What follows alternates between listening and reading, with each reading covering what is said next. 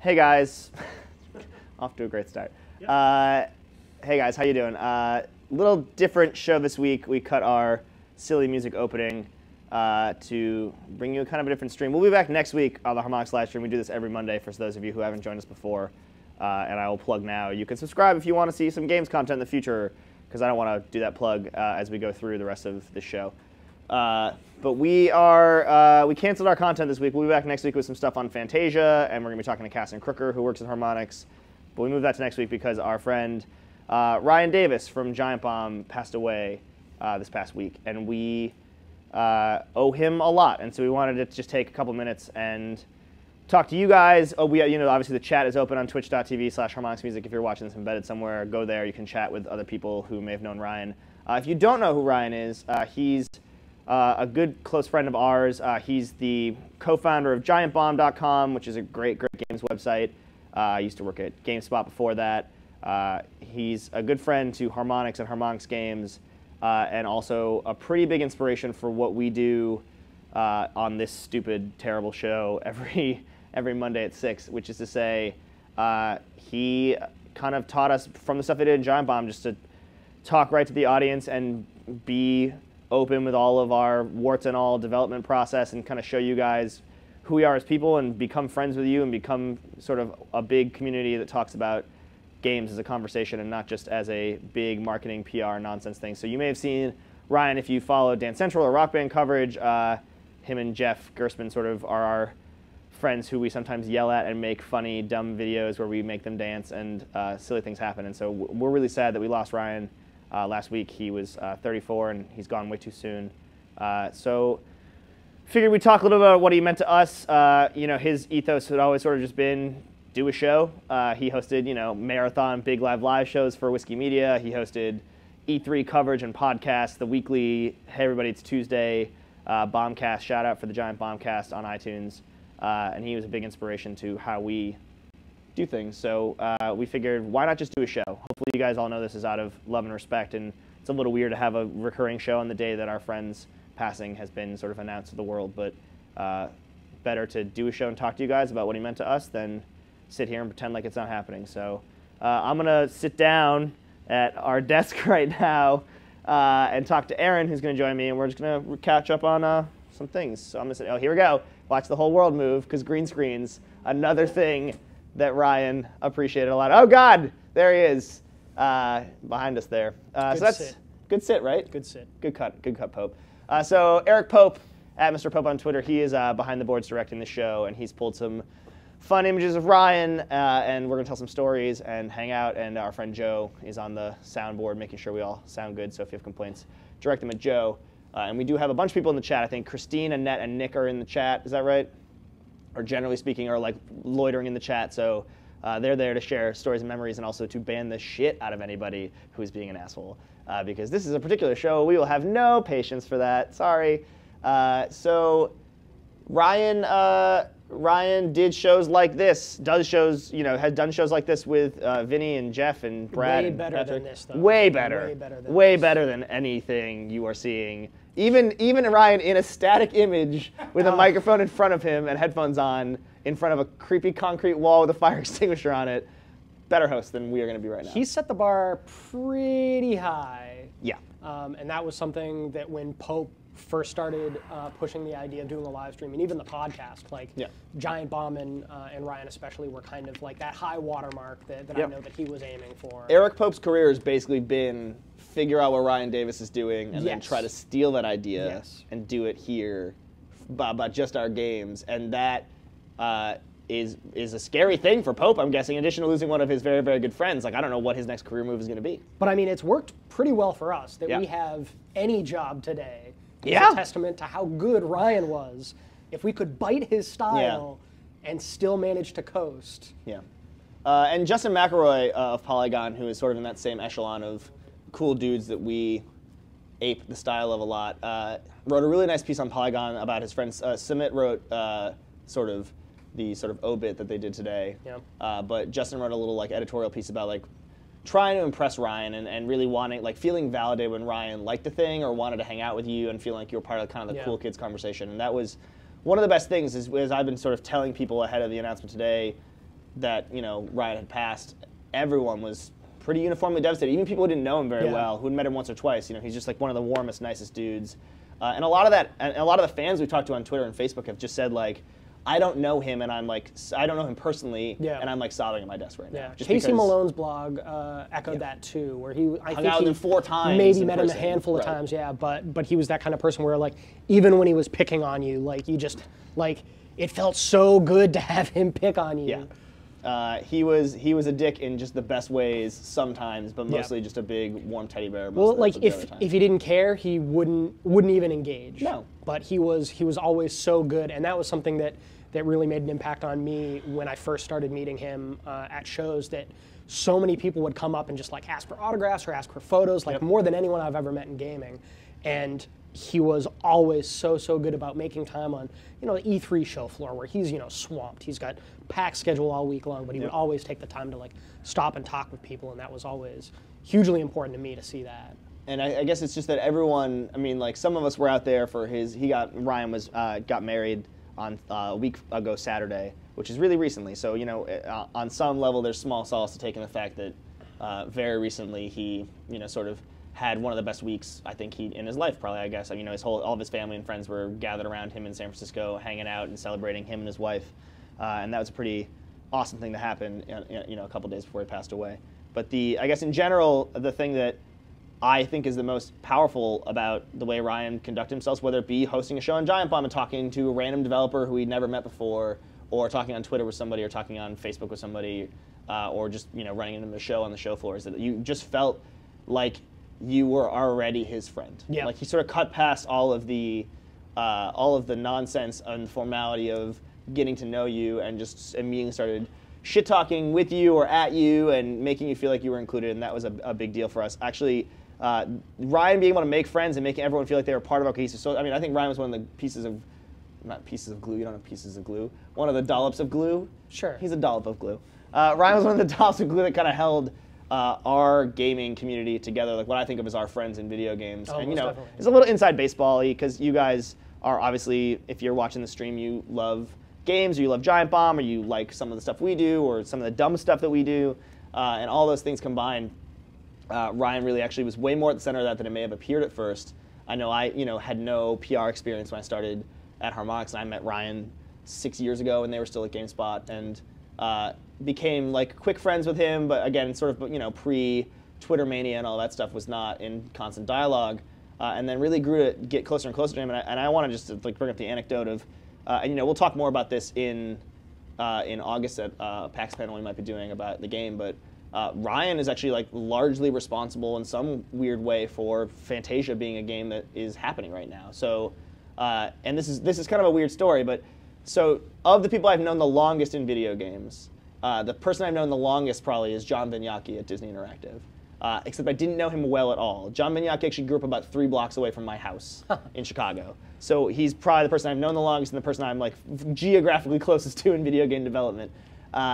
But we probably met each other once or twice in high school. He was like just the right amount of age older than me that we never were at the same place at the same time. So I knew I've seen him before, and he had seen me before. We weren't really close friends.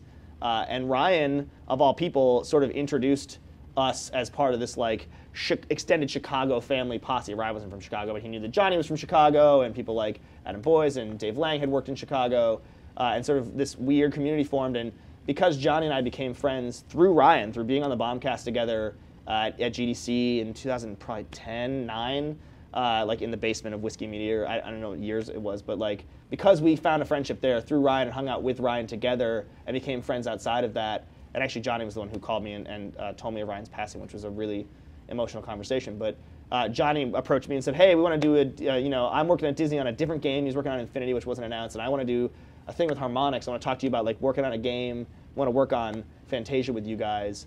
And between Adam Boyes becoming the indie games, a king aficionado at third party at PlayStation, and Dave Lang becoming like the dive kick hero that he now is, and me and Johnny making this weird game, like these are all things that happen, because of Ryan and Jeff at Giant Bomb, and I think largely because of Ryan's weird desire to pair cool people together. Like we know Max Temkin because of Ryan at Cards Against Humanity. We know Phil Tibbs at Octodad, and you know, and the Young things Horses can be stuff. weirdly fractured. Yeah. Like, I mean, in the gaming community, like, especially among gamers, but it happens with devs too, that there's not always as much intermingling as you'd think there would be. Like, we don't know everyone at every... Because we're all sitting in our caves working on this game for a year and a half and not talking to each other, because why would we? And he was always really good about, you know, if he was hanging out and talking with someone, Ryan was really good about saying, like, oh, you know so-and-so, or you should know so-and-so, and just kind of, like, pairing people up, like you said.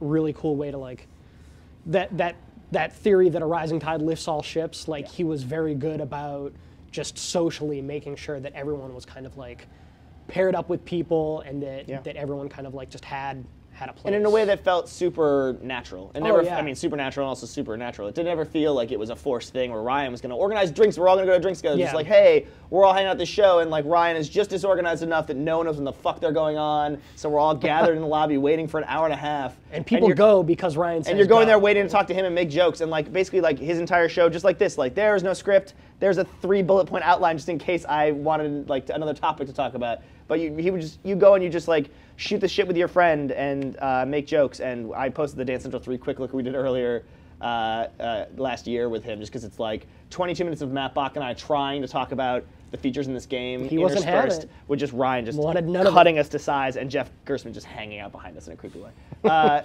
And that was why you went, and you met other people there, and that's how I became friends with the Double Fine guys, and you know, Brad Weir and Greg Rice and all those dudes, and he's a really important dude, and we're gonna miss him a lot. He also, so we should mention that the way those are very formal settings for Ryan. Those were like polo shirt days for Ryan, where we would hang out and we would do like a formal. We're gonna do an interview. We're gonna do a scheduled press appointment. We're gonna do an on-camera thing. But there were also just shenanigans. Like, the real reason that everyone was friends with Ryan, other than his like constant Twitter baiting and razzing, which you just like thirsted for once you had it. Like, his attention was something you really wanted more of. Just the shenanigans. So we have a bunch of like Harmonix stories. I don't know, Pope apparently pulled together like a slideshow of nonsensical things that he wants to run, debate maybe over Get Lucky by Daft Punk. So is that what's gonna happen? So Ryan, you should know before Pope presses play and you ask why we're putting like the happiest disco music on. I can't wait for people to tune in mid-Twitch TV stream and fucking try to source out why disco is happening. But Ryan was what he called himself, I think, and I'm not sure if it's still his Twitter profile, but it's just like king of the summer jams, right? The reals are the real summer jams. He loved just like happy music and dumb shit and funny jokes.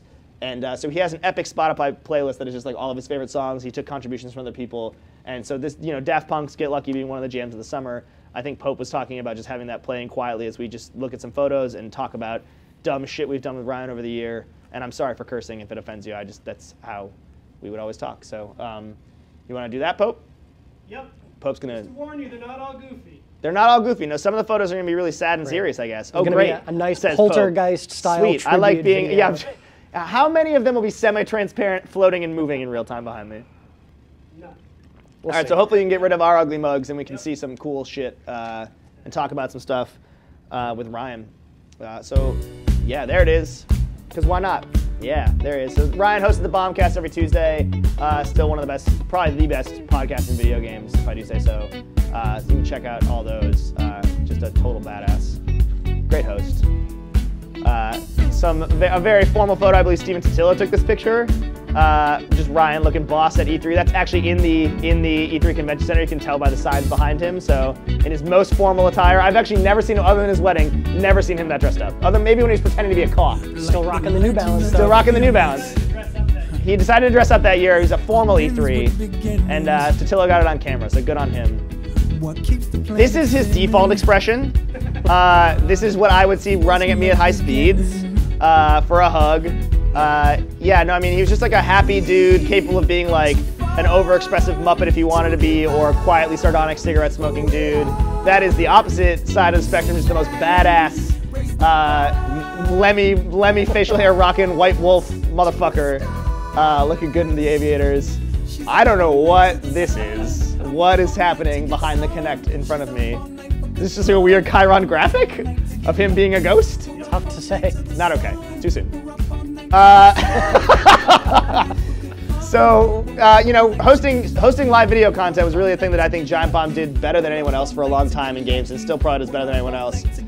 So, you know, these composite things of just Brad Shoemaker looking all the way the best, Eric. I'm glad you picked this photo. You could pick any still of Ryan from almost any video, and he would look either amazingly disinterested or that excited. Yeah, I think that's one of the best things about him is the dude is just like so sincere all the time. I think sincerity is one of the things where sarcasm and sincerity are hard to pair, and he did it really well. Like he made you feel like he cared about you, and that's why he was making jokes, not like he was just trying to cut you down. Move off. Oh God, what is just some American Sign Language?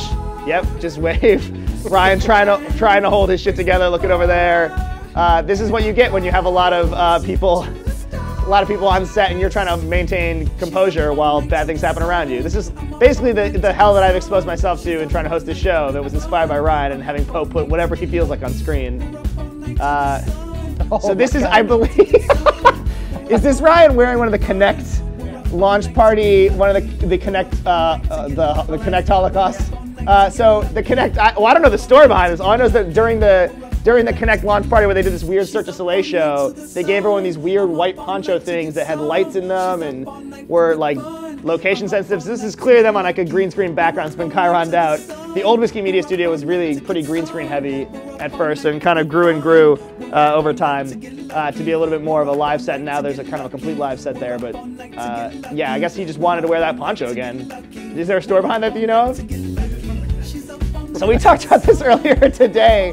I retweeted one of the podcast, like YouTube snippets of the podcast, where I guess the New Yorker quoted them. Yeah. Like quoted Ryan talking about how Assassin's Creed 2 was like violent as shit, and that like there's a mode where you could stab a guy in the neck like 5 times. Just And I guess the joke, or the funny part about that is Ryan also read it in this like weird like witness protection program. Buffalo Billy voice. Yep, terrible voice. You know, dude was badass on a microphone, and when quoted out of context, apparently sounds like a total psychopath. But, you know, in context, that was a pretty insightful comment about Assassin's Creed 2, if I had to say so myself. Yep, here comes the dazzle face. I don't have much to say about this other than the somewhere between the jazz handy madness and the disaffected stare of this motion GIF. This is a weird, I feel like this is when I want Ryan caressing my body. This is what I'm gonna think of. It's strangely timed to the Daft Punk pulse of it all. Almost like you did it deliberately. So this was the, in the scope of stupid shit, the Giant Bomb Game of the Year Awards 2 years ago, I guess? 3 years ago? 2 years ago? 2011 awards. 2011. Yeah. So they did a whole like weird. All their bumpers were these weird like live action full motion video call-outs. Yes. And they resulted in Ryan taking a sombrero, getting shot off with a smaller sombrero under it, which is still just one of the greatest things of all time. And like, you know, just had amazing comedic timing and was so naturally funny, but was mostly just like chill and natural with people and didn't usually do staged things like this, but put him in a stage bit and he is the best sombrero wearing clown. Holy shit, that's amazing. Pope had tweeted something to this effect earlier about how, and maybe that might help clarify why we're kind of cracking up on this stream. Like, the more you look into Ryan's life, the more apparent it became that he was a man that loved laughing and loved having fun. It's like his life is basically just pure video game joy most of the time. And that was the point. Like, I know that in the office it was pretty dour earlier today, but like the more we started watching these videos, the more we started finding these pictures, the harder it became to like remain glum. No, because he was that powerful a personality. And I think one of the things we learned from him is like it is okay to make yourself the butt of a joke. And like we are constantly subjecting ourselves to dancing on green screens and looking silly, and you know, we never played Fruit Ninja Connect to the extreme that he is doing right here. But that like it's okay for it to be funny that you're doing a silly thing, and like people don't respect you less because of it, they respect you more. I think that's why there's so much affection for him today. It's like, you know, Ryan didn't pretend that he was too fucking good for your silly game. Yeah. Or to become a Pikachu. I don't even address this. It's too sexual. It's too real and too meaningful. Move on. Different, just like angry Ryan Pikachu is my scariest Pikachu. I choose you, Ryan. Oh, sorry, Pope had to pause because he was restarting Get Lucky. So do you want to talk about this? like the sort of Harmonix meaning of the photo that's up right now? Yeah, we've done rock band nights at the Brattle Theater, local here in Cambridge, right near our offices for the last few PAX Easts. And bringing the Giant Bomb crew on board pretty early was definitely one of the best things we've ever done. They were kind of MCs, kind of judges for the whole night, and they would just absolutely destroy people. And again, in that way that we've talked about, like in a way that was never at your expense, it was always including you in the joke. And they, like, without a doubt, absolutely made those rock band nights for us. That they brought so many of the Giant Bomb community out, that those people like became part of our community, and that like all those different groups would mingle. Like they're all such amazing personalities, and Ryan, I know, had especially had a ton of fun, kind of co-emceeing with you and Pope and with Hannah from Improv Boston. Yeah, and he would end up getting pretty drunk as the nights went on. Not like people just bringing them drinks, and I think like of all the people, Ryan, like, just if anyone gave him a drink, this is actually a problem when Giant Bomb had like post parties at their panels of PAX, is that like he would try to make friends with anyone, and if they gave him a drink, he would at least drink it while they were in front of him, and by the end of the night, he would just be sort of shit-talking straight to people's faces. He would cut people down to size. Really became a problem when people would bring him things that weren't alcohol. Yeah, like what is this? Why is this happening? Like breast milk at the last Giant Bomb panel. There it is! Oh man, the timing. Oh god. Heat it up. So one of the worst things that's ever happened. Is there more stuff from this panel of our pranking, or is this okay? Great. So let's leave this in first, but then we'll talk about the other stuff. So during a panel that is pretty important to us as Harmonix and Ryan and Giant Bomb, someone brought up a thing. I guess there was the week before, 2 weeks before on the Bombcast. I just listened to this when I was on a run when this happened. It was like Ryan was like, one of the questions at the mailbag at the end of the show was just like, hey, like, would you ever drink breast milk? Like, I'm thinking about trying it. My friend has some breast milk. It's from a reputable source. And during this panel, out of nowhere, this random stranger just walks up to the dais and puts a bottle that says, like, certified breast milk on it. And that's all it said. And Ryan, like, people started taking money about, like, you know, putting how much money it would take to get Ryan to drink it. And Ryan just took a shot of human breast milk. And then I actually watched him after the show. I mean, you know, this hopefully did not contribute to anything with his health, but he went and talked to his wife immediately afterwards, his fiance at the time, immediately afterwards, and said to Anna, like, I have to tell you something. I just did a shot of human breast milk, and there was a long pause, and he just said, yeah, I'm sorry. Like, that was the entirety of the moment. And she was understanding, like he had to do it. It was a weird opportunity that confronted him, and he lived life in a big, crazy way. Also worth noting, the prominent Dance Central placement on that wristband in that last shot. I wish you could go back. The product placement of like me giving him a wristband at Dance Central and him being like, why are you giving this to me? And I was like, well, you're gonna sweat under the lights, and also every shot he's gonna have a Dance Central logo in it, and I'm a fucking marketing genius. Forever part of history. Oh, terrible. I feel like a bad human being now. So Pope advanced in our race. So the longer story here is that a bunch of our friends, like every year at the Bombcast, starting 2 years ago, 2.5 years ago, as we enter the breakdown of Get Lucky, Ryan and Jeff and the Giant Bomb guys would sort of pick one of our group of friends and sort of like who have been on Bombcast and sort of known in the community, kind of generally troll during the Bombcast, sort of make a little bit of a spectacle of them, you know, in a way that poked fun at them, and we were all pretty good sports about it. Dave Lang was the first one in the Lang Zone. Dave had big-timed someone on the floor and would not sign their autographed book for PAX because he thought they were joking, because why would you want Dave Lang's crazy ogre signature? But the kid really wanted his signature. Bacon really wanted his signature, so he called Dave Lang up and put him in the Lang Zone, the hot spot at the front of the theater, made him sign whatever anyone else brought up to him. And that was sort of the kick off the tradition of the Bombcast being a prank war. And so I found out through some back channels that Ryan had like some sort of con going to prank me during the show, and Eric and I spent about 5 months, no joke, in pre-production on a set of counter pranks. It was an action item on our daily meeting board for months. For months, and it worked out great. It got as much attention as our own panels and parties for that year. As it should have. Rightfully so. Yeah, it was the most important thing we did, because messing around with Ryan and the Giant Bomb fans was the happiest part of our thing. So putting a ton of money and effort into this was like the most material thing. Whether it was banging the gong 2 years ago and then being able to give him a gong this year at his wedding, which maybe we'll get to later. So anyway, what Ryan had done is he and Dan Teasdale and Jeff and a bunch of other people associated with Giant Bomb had made the Drake Tracker thing, which has become its own nightmare of my daily life. And I blame Ryan largely for it. So thanks for that, Ryan. we counter-pranked him, Eric, Pope, and I counter-pranked him, along with the rest of our team's help, by hiring multiple musical acts to interrupt them. So Eric actually walked in singing Danny Boy because, what were you supposed to sing? Do you remember? Amazing Grace. You sang Amazing Grace? Yeah, you're supposed to sing Danny Boy because we're in Boston with a bagpiper, but she didn't know Danny Boy, so we had to sing Amazing Grace. So Eric just sang Giant Bomb, oh Giant Bomb, while marching around the front, interrupting their panel, which led to me... Before they even got through the intro. No, it was like the middle of the day. First 3 minutes I don't think of Patrick had even been introduced yet. Nope. So Pope interrupted them, and they thought it was the beginning of the prank. Then we immediately switched to... we don't have a picture of the other stuff, so I brought out... After Ryan brought out his prank to me, I interrupted his prank with a counter prank, and we brought out a mariachi band. Which is sort of my big reveal. And at the end of it, I said to him, like, oh, you think we're done? And I sat back down, and then Max Temkin from Cards Against Humanity was our undercover agent who had helped us with the planning of this and some of the payment for it. He brought out this weird, like, mediocre Dixieland jazz band to interrupt the panel and wrap it up.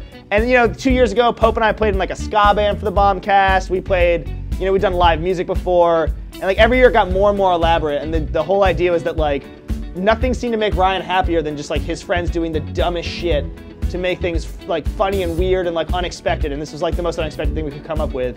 And I'm glad because the stakes have gone really high. So I don't know what we would have done. We were planning on getting like the Harlem Globetrotters to interrupt their panel this year. Yeah. Yes. Oh man, that's not funny. Move on. Next slide. What you just said is not funny. Ryan was always down for a good time. This is him dancing on our E3 stage for Dance Central 2 in the Microsoft booth. I got shoved. Jeremy Hoffman actually took this photo. He shoved me out of the way to take this photo. If only he'd had Google Glass then, he would not have had to do so. But Ryan got down, and that was him dancing with Chanel and Pope in the background, Pope wearing the hat. So was Alex working with us? This is right after Alex had left. He was with Giant Bomb. So Alex Navarro on the left there had worked at Harmonix for a year or two, sort of in between GameSpot and going back to Giant Bomb and Whiskey Media, and we were happy to have him, and it was another reason we were connected to those guys, and they did a great job, sort of making us feel like part of their family. So this is a pretty good summary of Ryan as a dude. Like, he has a lot of promise and potential in games. He wants your game to be fun and good and enjoyable, and I think that's probably true for people too. Like, he had no time for bullshit or pretentiousness. He just wanted you to be a dude who could talk to him. A dude of any gender. I do use dude as a gender normative term. I mean dude, lady dudes, male dudes. The Latin dude. The Latin dude from dudo, the Latin, it's a fourth conjugation verb. What am I talking about? Anyway, yeah. And then this is the worst. So this is, I don't know why, if there was audio on this, which I'm glad there's not, the reason that Jeff is laughing so hard is because I made it sound like a stuck pig. So Patrick had bought, drunk Patrick Klepek on the left there and with the curly hair, had bought this weird shock machine, this game of like, you have to hit a button as a quick time event when this light stops, almost like a hot potato, but with high voltage electricity. And so Ryan and I were playing, and I was holding... High voltage electricity. Well, relatively high voltage. And Ryan and I were playing this. I was just like I think I was just in San Francisco for something, and I stopped by and I did a quick look of like, what was the game, the heist game where you sneak around there, everyone's different colors? Monaco? Monaco. I did a quick look at Monaco, and then it somehow degenerated into this, I think. And I got shocked like a motherfucker, which is why everyone is laughing except for me, and I'm jumping up and down like an idiot. 4 more. So that was a fun moment. This is Ryan at his wedding, looking good, looking handsome as shit. A bunch of us, like me and Eric Pope and Casey Malone, sort of the Boston crew, were able to go out there last Saturday, not this past Saturday, but the one before that, to easily the hottest wedding I've ever been to. It was like 100 degrees outside in the shade. Ryan was getting married in the hot sun. Ryan was not a dude who did not sweat, but he looked good the whole wedding. The rest of us were a nightmare. Casey was wearing a wool suit. I thought he was gonna just black out. Casey. And Ryan, one of the most fun weddings I've ever been to. Ryan's bride walked down the aisle to the West Wing theme song. This is Ryan and I toasting with some Diet Cokes. Ryan decided to continue to troll me during the wedding by having a wheelbarrow of Diet Coke wheeled over to me. And then to show it was all in good fun, as everything with Ryan was, he walked over and cheers me. This is, I think, our friend Steph Bayer from PopCap took this photo, and we that then speaks chugged some Diet highly Cokes. to his relationship with people too. That it wasn't just like a professional relationship. Like, these are people that he like had real, intimate, personal relationships with. It's not like inviting a coworker to your wedding. It was having friends. No, I mean, we were friends, right? Like, this is a great photo of him and John Vignacchi, and they've known each other for a long time. Johnny works at Disney Infinity. He's working on Disney Infinity at Disney Interactive. friends with all of us. Like, this is, the last time Johnny saw him right before Johnny got in the car and drove away. Like, that's how he was with people. He was incredibly warm. Casey told a story on his blog, on Casey Malone's blog, about at the end of it, him hugging Pope and Casey goodbye at the wedding, and just like, because he knew his hands were clammy and sweaty from being outside all day, just stroking their faces, which was just the worst, like, dinosaur tongue feeling at that time of the day. And this is the photo that's on, is it thanksryan.com? So thanksryan.com is a site that Dave Snyder, who's the sort of chief designer behind Giant Bomb and some of the old GameSpot stuff, and Tested, and a bunch of other sites that were part of the Whiskey Media thing. Dave's a really, really amazing designer and a smart, funny dude. And he put together a page real quick over the weekend, I guess, to sort of it's a really real talk memorial. It's like not just like a, hey, you were my friend and I miss you and I love you. And Jeff, I was reading earlier, Gersman tweeted, that like this photo just made him crack up like crazy. And it's like a really nice, wonderful photo, but also like just knowing Ryan, like, immediately all of us are just like, what the fuck is he looking at? Like, what happened to make this photo happen? He looks so good, but also like so serious, and this is like just not this sort of like stoic, like hopeful Ryan that I think he was underneath, but we all just sort of knew him as like the quick talking, jokey, fun guy. So Dave sort of in his epic trolley way like makes fun of Ryan a little bit on the page and has his photo up, which is somehow both really touching and sweet and also just really funny at the same time. So yeah, that's our friend Ryan Davis. And we may want to crossfade out the Get Lucky music, or just play it out. You know what? Fuck it. Keep it going. Keep it going. Keep it rolling. Then start it over now, because I want this going over the chat forever. We're gonna leave the stream until we're all exhausted. We just, again, it's a weird thing. We're all pretty devastated here. He's not a games industry colleague. He's not just like a guy we know who we see at E3 and GDC and PAX and PAX East and the Big Live show in September and Gamescom sometimes and, DICE sometimes. Like, I basically just listed 6 events off the top of my head that I might have seen Ryan at. He's someone I saw more than I saw some of the people that I've been in relationships with. He's someone I saw more than my bosses. Like, he was a big part of our lives, and I was happy and lucky to call him a friend for the past couple years. He's a really, really important dude in video games and to Harmonix and to me as a person and how I've do my job and live my life, which is a weird thing to say. It's a really profoundly weird thing to be like, he changed the way that I am with people. But like the idea of having a persona on the internet that you interact with people with and things people know about you and just wanting to answer everybody. Like the two people who I probably got that the most from are Sean Baptiste, our some former colleague at Harmonix, who just would answer every email that someone sent Harmonix because they wanted people to know that there was someone on the other side of that game that really wanted to do something. And Ryan, who just never said no to anybody, never was afraid to pick a fight and tell someone they were wrong, but mostly in a way that made them laugh and made them feel like they were talking to someone that they knew or wanted to know or had a great relationship with. Because when you watch somebody on a podcast every Tuesday and 3 live shows a week and big events, you feel like you get to know them a little bit, and a lot of the time that's not true. A lot of people who do on-camera stuff are kind of constructed personalities with just walls in front of them. Heads. Yeah, and they're reading a script or they're reading a prompter, and they're real people too, but you don't necessarily get to know them. With Ryan, you should know if you feel sad today and you think you know Ryan and feel like you kind of lost somebody, you knew him. I mean, you might not have been his best friend, you may have never met him in person, but the person that he was on Twitter and the person he was on the live shows and the person he was at Giant Bomb in the world was very much the person that he was every day to people he was closest with. So I think that really came across. I mean, if you were on the internet at all today, I think that was apparent. Yeah. That Twitter was just an ongoing Ryan chat all day. He became he trended worldwide. Of course he did. Of course he did. I wouldn't have had it any other way. That's so perfect for him that everyone, and to see such universally positive comments from people was, I mean, that's perfect. That's him in a nutshell.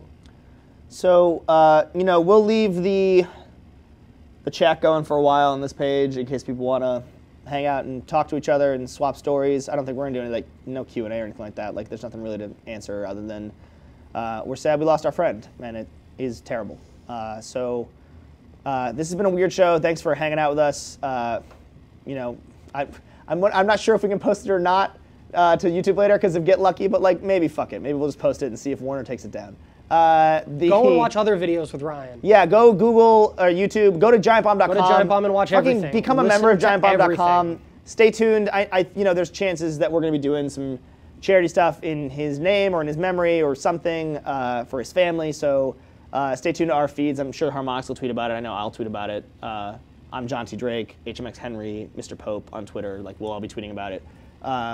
And you can, we'll be back next week at 6 o'clock with normal content because the show goes on. Like, this is the dude who this year at E3, like, all of their camera equipment got stolen on Monday night. And, on Tuesday they still did a big live show in a weird, dumb police station set that he and Vinny went down and scouted.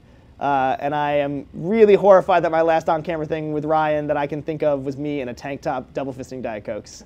And yelling, but maybe it's perfect. How happy would he be with that? He would be so fucking satisfied. So happy in the same way that, that weirdly, that the link to the article on Giant Bomb is, the thumbnail for the link on Facebook is alternately a Last of Us screenshot and a American Dad screen grab. And I just think he would love how fucking terrible that is. Like, thanks, Facebook, for your random thumbnail generator. The dumber you the were the better. worst. We're having a lot of fun just because, like, he's a fun dude. If you go look at anything on YouTube or on giantbomb.com with Ryan hosting, go watch his walkthrough of Kirby's Epic Yarn with Alex Navarro. Go walk his, like, gleeful Hotline Miami playthrough with Patrick. These are things where he is just, like, full of joy and doing what he loves, which is talking to his friends about everything. Games, life, media, TV, just stupid shit. Well, because the alternative is just crushing existential despair, and that's not a lot of fun. No, and that's what we've been feeling for a couple days since he passed away. And actually, weirdly, today was kind of the best and the worst. Like, today was the first time that I bawled like a maniac right when I found out from Johnny when he called me, and then I was kind of okay for a couple days and talked to people on the phone. It was like, yes, it's really sad. I feel bad for his family. I'm really going to miss him a lot, but I was kind of okay in being stoic about it. I didn't really dig in too much because I wasn't really ready to deal with it. And today was really intense this morning to see people find out about it and just to feel like the bottoming out of everyone being so warm and sad at the same time. But then like the upswing of that being like, the dude's life was happy and he had a great last week and he made a lot of great videos that are going to make people happy for a long time, and just some of the dumbest things that made him really happy that still make us really happy. So if you're not familiar with Ryan and you somehow stuck out this entire stream, it's a weird introduction, but okay.